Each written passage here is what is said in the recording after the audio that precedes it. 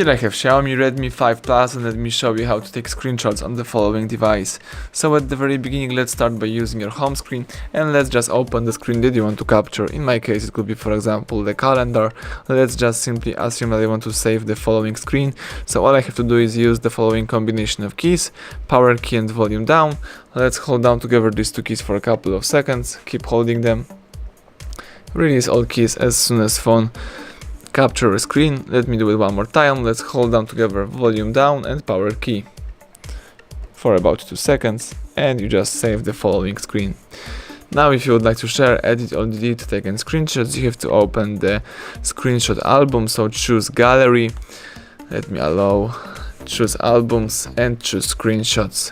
Now let's choose your screenshot, and now you can share, edit or do whatever you want with the following screenshots. And also at the end, let me show you that you can also capture the screen by using the upper bar 2 times and by tapping screenshot. And you just save also the following screen.